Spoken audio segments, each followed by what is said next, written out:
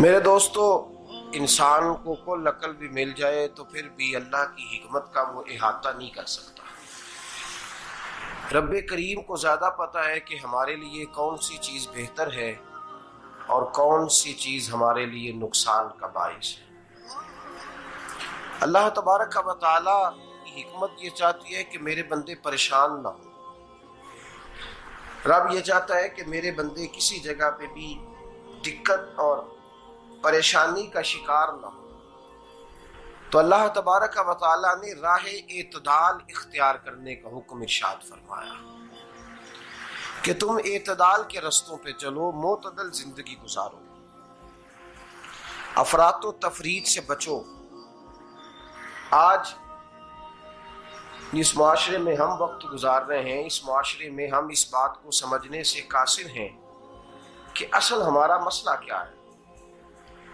ہمارا اصل جو مسئلہ ہے اس کی شناخت ہمیں کیسے ہوگی اور ہم پھر اس تک رسائی کس انداز میں حاصل کر پائیں۔ ہم ہمیشہ اپنی آمدن بڑھانے کے چکر میں رہتے ہیں، ایک کام اور شروع کر لیں، پارٹ ٹائم جاب شروع کر لیں، کوئی سائیڈ بزنس اس کا آغاز کر لیں۔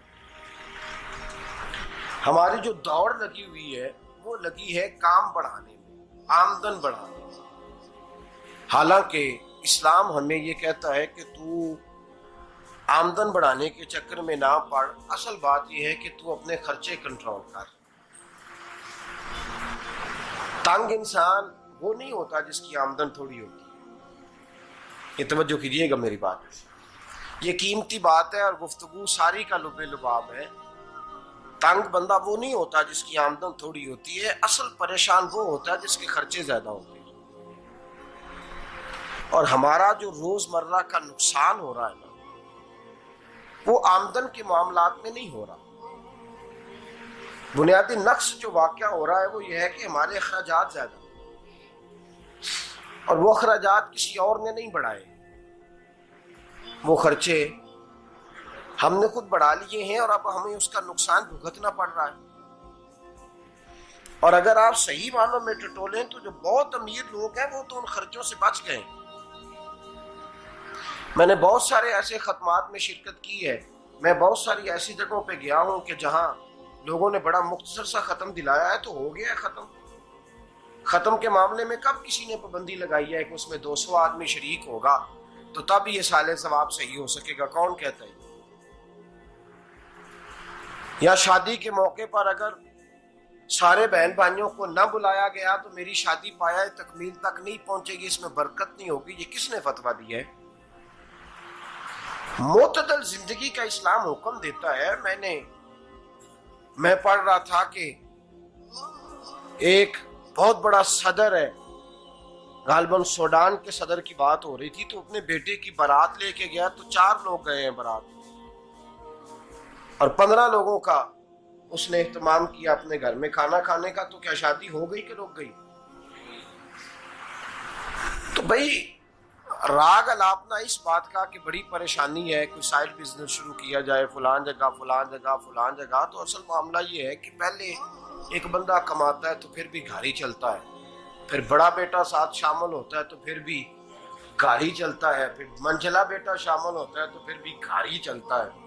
جو رونا دادا جی رویا کرتے تھے کہ بڑی مصیبت ہے، بڑی مشکل ہے، گاؤں میں رہ اکیلے ہوتے تھے اور وہ 5 بچوں کو اور 4 بچیوں کو وہ پالتے تھے، تو جو وہاں پریشانی تھی وہی آج پریشانی شہر میں آ کر پڑھ لکھ کر موٹی تنخواہ لے کر وہی پریشانی ہمیں ہے۔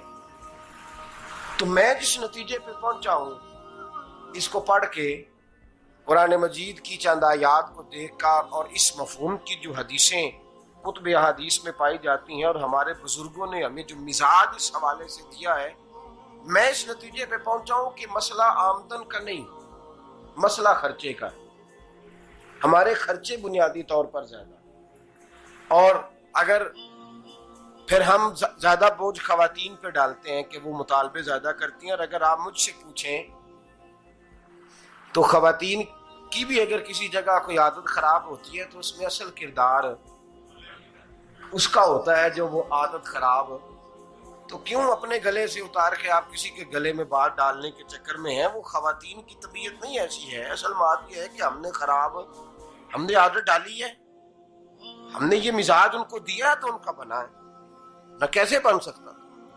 تو اعتدال جب تک زندگی میں نہیں ہوتا، پانی پیاس بجھاتا ہے لیکن ایک گلاس ہی ہو تو پیاس بجھاتا ہے، بالٹی کو منہ کو لگائے گا تو کپڑے بھگو دے گا اس کے. حالانکہ پانی بری چیز کا نام نعمت ہے نا بہت بڑی اللہ کی، لیکن پیالے میں ہی اچھا لگتا ہے. کوئی مٹکا منہ کو لگائے گا تو تانگ ہوگا، پیالہ ہی بہتر ہے اس کے لیے. تو میرے دوست، مٹکے سے بھی بعض اوقات کام چل جاتا ہے، لیکن اگر کوئی کہے نہیں مجھے دریا ہی چاہیے تو اس کا تو گھر بہ جائے گا، سارا گھر بہ جائے گا اس کا. ہمیں دریا قابو کرنے کا موڈ بنایا ہوا ہے تو اس سے گھر بہا کرتے ہیں، اس سے گھر بنا نہیں کرتے. گھر پیالے سے پانی پینے سے بنتا ہے. اگر تو دریا پہ قبضہ کرنے کا موڈ بنائے گا تو گھر بنے گا نہیں، گھر بہ جائے گا.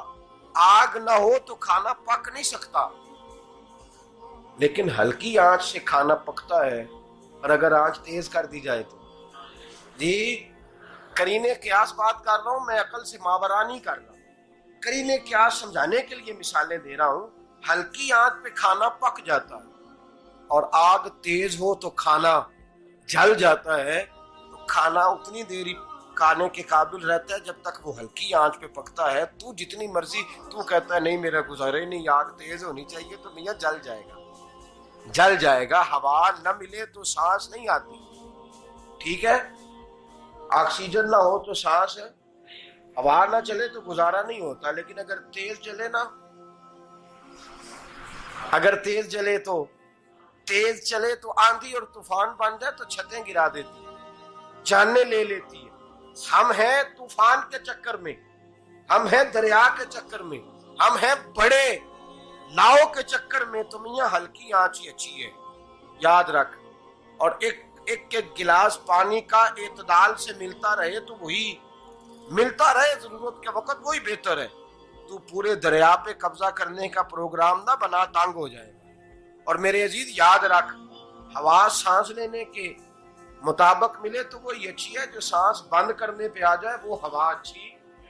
ہم نے چکر چلا لیا ہے کہ زیادہ پیسہ، راتوں رات پیسہ، لمبا پیسہ، یہ پلاٹ بھی میرا، وہ پلاٹ بھی میرا، گجرانوالا بھی، گجرات بھی، لالا موسیٰ کھاری اور پنڈی تک جہاں میں جاؤں میرے نام کی تختیاں لگی ہوئی ہونی چاہیے. اسلام منع کرتا ہے.